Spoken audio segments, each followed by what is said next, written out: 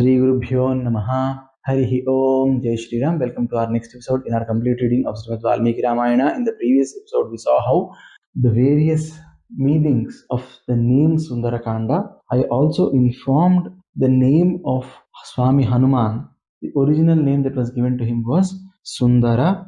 In Padma Purana, we get the reference for this. So Shiva himself says, I am going to earth as a Vanara and my name would be Sundara Shubhaga Shriman Hanuman Marutatmaja. So that's what we see from Padma Purana. As I told, Sundara actually means someone who gives us happiness, someone who gives us safety, and the other meaning is beauty. So Sri Ramchandra has both. The name becomes SundaraKanda because his story is told here, it becomes SundaraKanda. And we also discussed how the story was going very sad till now all of a sudden we get happiness. So that's another way in which this can be called as Sundarakanda. Let us take the word Ananda or happiness in Sanskrit. Now in English you have happiness, you have joy, you have ecstasy, you have different words, 3 or 4, but by and large most people use happiness only as the main word that they talk of. Similarly for Ananda in Sanskrit you have got different types of words that are used.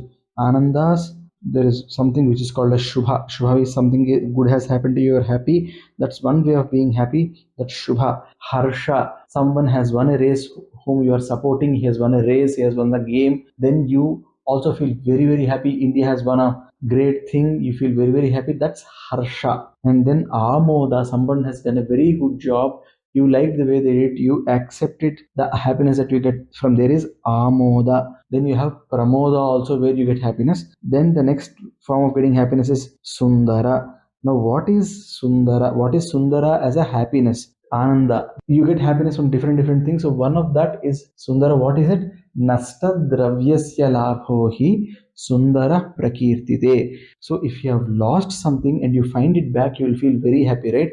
That sort of happiness, that sort of Ananda in Sanskrit is called as Sundara. So Sri Ramchandra is going to feel happy because he now knows that Sitama is found. Okay, he has to go and get her back, but she is found. So that happiness that Sri Ramchandra is going to experience, that particular sort of happiness is called as Sundara. So the Kanda is Sundara Kanda. Now, when you look at it from a Shastric perspective also, there are two things here. In every Shastra Vakya, you see something which is Prakata, which is shown outside, and one is Rahasya, that is internal. So in Prakata, you would see the story, but in Rahasya, see this Sundarakanda talks us about Dharma, Mantra, and Tattva. So Dharma, it will tell us how we can be very focused, the amount of discipline that is needed. We'll see all that in Sitama. Mantra, when you do sadhana, you would realize the greatness of the mantra. And finally, once you have done your sadhana, once you have understood the power of mantra, then you start doing tattva vicharana. Then you start thinking, why is this coming like this? What is happening? Then you would understand this entire Sundarakanda in a different way. You would understand that as a sadhaka doing Atma Darshana by himself. Now, again, for these 3 words, Dharma, Upasana, and Tattva, I'll just give a little more explanation. I'm just trying to tell you all the important facets of the Sundarakanda because the moment you start touching the nectar, you would enjoy it like anything. But to understand that it is nectar, you need to know a little more about it. For Shastra, there are 3 things: Dharma, Mantra, and Tattva. So any story that we listen, it goes in all these 3 levels. First, Dharma. So initially you listen to Sundarakanda, you will feel very attracted to Hanuman. That's how we all were as kids, right? You see Hanuman going, he putting Lanka on fire, he using his tail to make a big gazana, sitting in front of Ravana and talking to him, he breaking down everything in Ashokavana, he killing a lot of Rakshasas. When you look at all that, that's a wonderful story and you are like, wow, this is beauty, I want to be like this, right? And now, knowingly or unknowingly, when you, as a kid, if you get exposed very well to Ramayana, you would say, I want to live like Sri Ramachandra.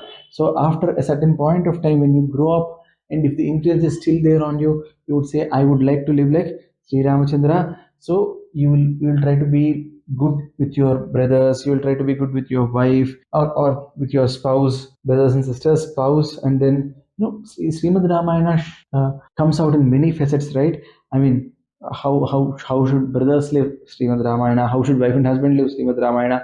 how should good friends be Srimad Ramayana, how should a person who is serving another person be Srimad Ramayana, how should a family live. When you look at how the brothers and the mothers behave in Ayodhya Kanda, the family responsibilities, Srimad Ramayana, Rajadharma. We saw a number of instances, we saw a number of examples where Sri Ramchandra speaks about Rajadharma. So again, Srimad Ramayana talks about it. Guru Sishya Sambandha, Vishwamitra Sri Ramachandra, Vasishtha Sri Ramachandra, again Ramayana.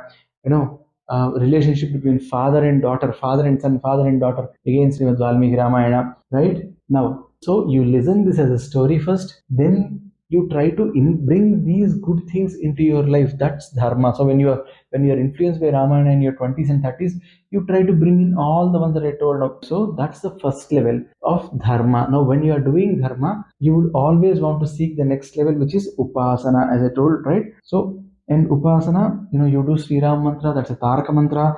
And we have examples of many people who did a lot of Sri Ramanama Japa, a lot of reading of Srimad Valmiki Ramayana, and they became great. The best example is Tulsidas, who gave us Sri Ramcharitmanas, and then Sri Samartha Ramdas Swami from Maharashtra, who was the guru of Shivaji Maharaj. Yagaraja Swami, the entire Carnatic music is dependent on three people: Yagaraja Swami, Muthuswami Dikshitar, and Shyama Shastri.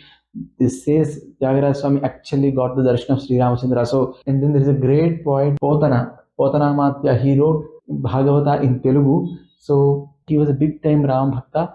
So, all these are wonderful examples of how Sri Ram Bhaktas did the Upasana of Sri Ram Mantra, or they read Ramayana and they attained Mukti. So, that's the Upasana part. There are multiple examples. There might be a lot of people whom I don't know who are spreading the length and breadth of India, who must have done this Ramopasana and succeeded. Now, the third one is Tattvika. But even before that, I would like to just tell you how this Upasana helps us not just reach Sri Ramachandra, but even in our Laukika lives. For example, there is a wonderful sloka which is a part of Srimad Ramayana only, which says Ekekam Aksharam Proktam Mahapatakanasram Dhatva. This comes in the Ramaraksha Stotra as well, where they say you just say one of these letters, that itself will take away a lot of papas. Charitam Raghunadasya Satakoti Pravistaram Ekekam Aksharam Proktam Mahapatakanasram. Right? So you read, when there are hundreds of crores of slokas, you read one sloka properly, you read one letter properly, your papa will go away. So that's again a part of upasana only, right? For example, if you are stepping out of the house, okay, if you there is a mantra in Sundara Kanda which says Jayati Balo Ramo Lakshmanasya Mahabala Raja Jayit Sugrivo Raghavena Viparita. When you are stepping out of the house, if you can do this sloka, if you can chant this sloka, the work on which you are going for, that will complete. Or you can read the first sloka of Sundarakanda, Tato Ravanitaya Sitaya Satrukarsaha Yesha Vadan Veshtum Charana Charitepadi. You can just take up this sloka, that also will give you Karya Siddhi, right? So these are all the uses of doing upasana. For example, you listen to Trijita Swapna Vruttanta, that will eliminate some papas from your life, like this. So there are a lot of things that you can again learn just by the upasana of Sundarakanda, right? Then what is the tattva? As I told you before, tattva is a sadhaka going into his own body and doing the atma darshana. That's the tattva. And when you listen to Sundarakanda, the way Swami Hanuman went, the way he meets Ravana, the way he meets Sitama, when you look at all these, you would get a hand on that tattva as well. So these are the three parts that I wanted to talk about from a Shastra perspective, which are there in Sundarakanda. So that's why the name is Sundarakanda. And one more thing, let us look at how Sundarakanda reinforces the idea of Tattvamasi. Sundarakanda starts with Tato Ravanitaya Sitaya Satrukarsana Eshavadvan Veshtum Charana Charitepati.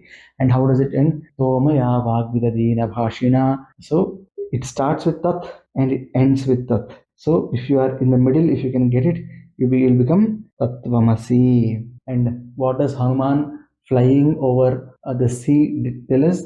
Hanuman's flying over the sea tells us that when you are doing a journey into yourself, you don't go through Sagara, or because that samsara is called Sagara also, right? Samsara Sagara is what we say, right? So if you go through the material troubles, and if you are again totally involved in the, imagine Hanuman swimming the through the sea, then it's like swimming through the samsara sagara. If you are completely attached to the samsara sagara, and if you are not looking at it the way you need to look at it, for example, you should be a sakshi and watch it, and if you are not doing it that way, once you are in the water, you will never be able to go and do the atma darshana. That's what is implied in that. So like this, you have a lot of things that Sundarakanda has got to offer.